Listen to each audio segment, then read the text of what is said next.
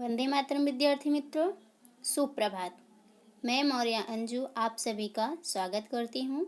आज का विषय है अर्थशास्त्र, पाठ 10 अंदाजपत्र। विषयांक मतलब का आज का टॉपिक है अंदाजपत्र के अर्थ एवं उद्देश्य। तो आज हम क्या पढ़ेंगे, अंदाजपत्र किसे कहते हैं और उसके उद्देश्य क्या क्या हैं। तो चलो उसके पहले हम एक सुविचार देखते हैं। शिक्षा से ज़्यादा मूल्यवान कोई चीज़ नहीं, इसे केवल परिश्रम द्वारा ही पाया जा सकता है। तो यहाँ पर शिक्षा का महत्व आप सभी को बताया गया है। तो अभी हम अंदाजपत्र के अर्थ देखेंगे। तो एक सामान्य भाषा में अंदाजपत्र किसे कहते हैं, जैसे कि आय और खर्च का अंदाज लगाना, मतलब हिसाब करना, ये क्या हुआ, एक प्रकार से अंदाजपत्र है।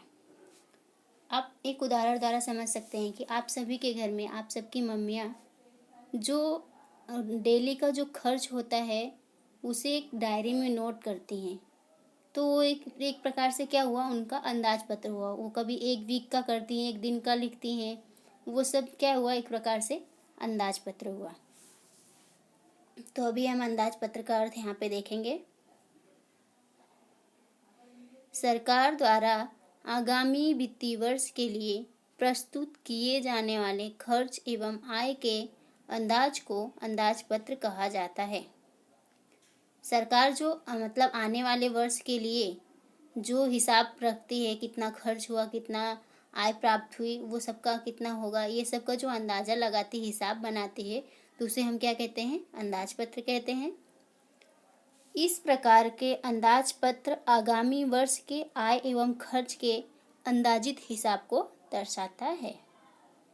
तो अभी हम अंदाजपत्र के अर्थ में निम्नलिखित जानकारी हमें उससे प्राप्त होती है, वो हम देख सकते हैं। जैसे कि अंदाजपत्र खर्च और आय का अंदाजित आंकड़ा देता है और वह आने वाले वित्तीय वर्ष के लिए, मतलब आने वाला जो अगला वर्ष है उसके संदर्भ में प्रस्तुत किया जाता है। इसलिए यह एक निश्चित समय के लिए होता है, ऐसा कह सकते हैं। जैसे कि निश्चित समय मतलब कि जैसे एक वीक के लिए हो सकता है, एक मंथ के लिए हो सकता है, और क्या बोलते हैं, एक 6 मंथ के लिए हो सकता है, अथवा तो एक वर्ष के लिए हो सकता है। इस प्रकार एक निश्चित समय के लिए अंदाजपत्र तैयार किया जाता है। प्रत्येक सरकार के अंदाजपत्र का मुख्य उद्देश्य देश का आर्थिक विकास और प्रजा कल्याण करना होता है। देश के सभी सरकार, हर एक देश के सरकार का क्या, उनका मुख्य उद्देश्य, अंदाजपत्र बनाने का मुख्य उद्देश्य क्या होता है कि उनके देश के आर्थिक विकास हो, उनके प्रजा का कल्याण हो। जो भी चीज़ें वो करें उसको देख रेख के, मतलब अंदाजपत्र जो तैयार करते हैं वो आर्थिक विकास और प्रजा कल्याण को ध्यान में रख कर ही वो तैयार करते हैं। फिर है, प्रत्येक सरकार अपने अंदाजपत्र को अमल में लाने से पूर्व लोकसभा, विधानसभा या अस्थाई सभा से मंजूरी प्राप्त करनी पड़ती है। कोई भी सरकार हो, सभी देश के सरकारों को क्या करना पड़ता है, कोई भी अंदाजपत्र वो तैयार करते हैं तो उन्हें लोकसभा, विधानसभा या स्थानीय सभा जो होती है उनसे क्या करनी पड़ती है, मंजूरी लेनी पड़ती है। जब वो मंजूरी उन्हें मिल जाती है तो ही वह जो है उसे प्रस्तुत कर सकते हैं अंदाजपत्र को। इसके बाद है, अंदाजपत्र सामान्य रूप से केंद्र सरकार या राज्य सरकार के जो वित्त मंत्री होते हैं वो प्रस्तुत करते हैं। तो यहाँ पे अभी हम अंदाजपत्र के उद्देश्य को देखेंगे। जैसे कि आप सभी देख ही सकते हैं, यहाँ चित्र के माध्यम से दिखाया गया है। अंदाजपत्र के 4 उद्देश्य नीचे दर्शाए गए हैं। पहला है सत्ता मंडल की मंजूरी प्राप्त करना। दूसरा है संसाधनों एवं जिम्मेदारियों का अंदाज प्राप्त करना। थर्ड है साधन वितरण से उचित दिशा प्राप्त हो। फोर्थ, प्रजा की जानकारी हेतु। तो यहाँ पे आप जो चारों अंदाजपत्र के उद्देश्य देख रहे हैं उनको हम थोड़ा डिटेल में उनकी जानकारी एक एक करके प्राप्त करेंगे। तो पहला है सत्ता मंडल की मंजूरी प्राप्त करना। तो यहाँ पे क्या है, सरकार को आय या खर्च प्राप्त करने हेतु लोकशाही सत्ता मंडल की मंजूरी प्राप्त करनी पड़ती है। मतलब कि आगामी वित्तीय वर्ष में आय कितना हुआ, कितनी प्राप्त हुई, कितना खर्च हुआ, वो जो हमें अंदाज बनाए हैं उसे प्रस्तुत करने के लिए हमें सबसे पहले क्या करना पड़ता है, लोकशाही सत्ता मंडल जो होती हैं उनसे मंजूरी लेनी पड़ती है। यह अंदाज पत्र जो है वो सरकार से मंजूरी प्राप्त करने हेतु पहले उन्हें अर्जी देनी पड़ती है। अगर उसको हम अंदाज पत्र जो बनाए हैं उसका अमल करना है तो उसके लिए हमें दरखास्त करनी पड़ती है। उसके बाद ही जब वो उसका अमल होता है तो ही हम उसका प्रस्तुत कर सकते हैं अंदाज पत्र को।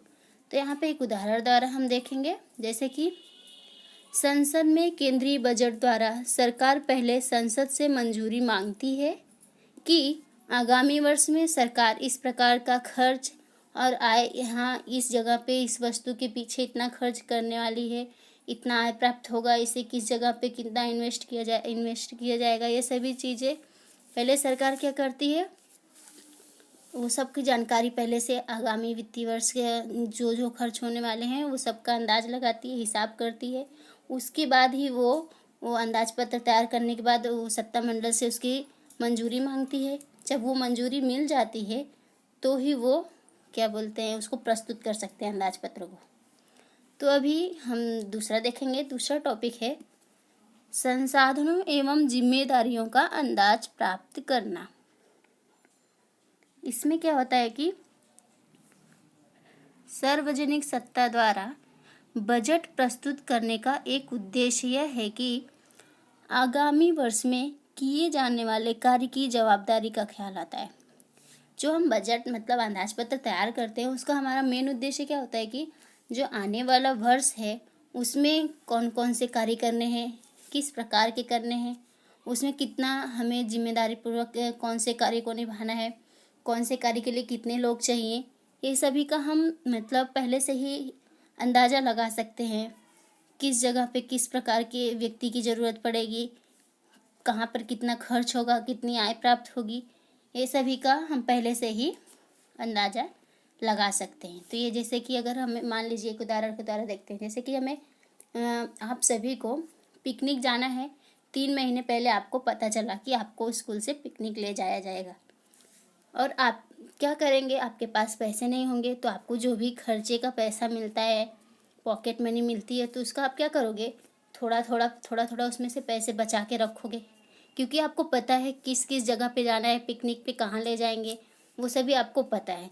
तो उसके आधार पर आप अपने पॉकेट मनी से पैसा बचा के रखोगे। आपको जहाँ पर जितना खर्च करना होगा उस प्रकार आप कर सकते हो। अगर आपको ये पता ही ना चले, 2 दिन पहले बता दिया जाए आपको पिकनिक जाना है, तो आप इतना सब पहले से हिसाब नहीं लगा सकते। इस प्रकार ये इसमें भी यही किया जाता है अंदाज पत्र में।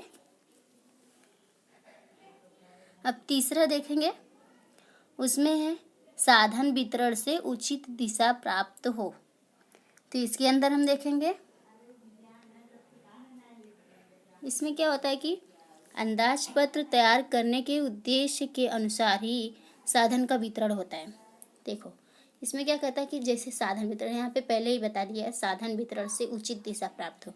तो हमें जो अंदाज पत्र तैयार किया है उसके आधार पे हमें पता चलता है कि कौन सी वस्तु की किस जगह पे ज़रूरत पड़ेगी, कौन सी जगह पे मतलब हम इसका इन्वेस्ट करेंगे तो ये सही होगा। ये सब पहले से हम अंदाज पत्र में दर्शाए रहते हैं। उसके आधार पर यहाँ पे साधन का वितरण किया जाता है। अंदाज पत्र तैयार किए बिना ही अगर हम जो है कोई वस्तु के पीछे अंदाज पत्र तैयार किए बिना ही कोई चीज़ करेंगे तो हो सकता है कि कोई वस्तु के पीछे ज़्यादा खर्च हो जाए और दूसरी वस्तु जो हमें चाहिए वो मिले ही ना। तो इसलिए पहले हम क्या करते हैं, अंदाज पत्र तैयार करते हैं, उसमें कौन सी वस्तु कहाँ पर कितना खर्च होगा ये सब का पूरा हिसाब रहता है। तो उसके आधार पर हम क्या करते हैं, अपनी मनपसंद की सभी वस्तुएं थोड़ी थोड़ी खरीद सकते हैं। इस प्रकार इसमें होता है। ऐसा ना हो इसलिए पहले से ही हम क्या करते हैं, खर्च के लिए साधन वितरित करना अनिवार्य हो जाता है। तो अभी चौथा है प्रजा की जानकारी हेतु। इसमें क्या है, सरकार अंदाज पत्र इसलिए प्रस्तुत करती है कि देश के सभी नागरिकों को इस बात की जानकारी मिले कि उनके अर्थतंत्र में क्या होगा, कौन सी क्षेत्र में निवेश किया जाएगा, कौन सी जगह से कौन सी वस्तुएं महंगी होंगी, कौन सी वस्तु पर कितना कर है, कहाँ पर कौन सी वस्तु प्राप्त होने वाली है, ये सब की जानकारी उन्हें प्राप्त होनी चाहिए। ये सब जब उन्हें पता चलेगा तो ही वो कौन सी वस्तु उन्हें लेना है, कौन सी नहीं लेना, उसके आधार पर वो अपना पूरा वर्क कर सकते हैं।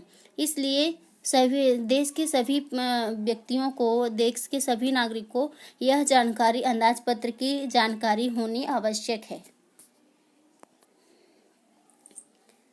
तो अभी हम ऐसे ही देख लेते हैं अंदाजपत्र के प्रकार। तो अभी अंदाजपत्र के प्रकार यहाँ पे देखेंगे। तो अंदाजपत्र के कितने प्रकार हैं? 2 प्रकार के होते हैं, संतुलित अंदाजपत्र और असंतुलित अंदाजपत्र। इस प्रकार अभी हम असंतुलित अंदाजपत्र के प्रकार को देखेंगे। तो असंतुलित अंदाजपत्र 2 प्रकार है, एक घाटे का अंदाजपत्र, दूसरा बचत का अंदाजपत्र। धन्यवाद। आई थिंक आप सभी को समझ में आया होगा। आगे के वीडियो में हम आगे का उसके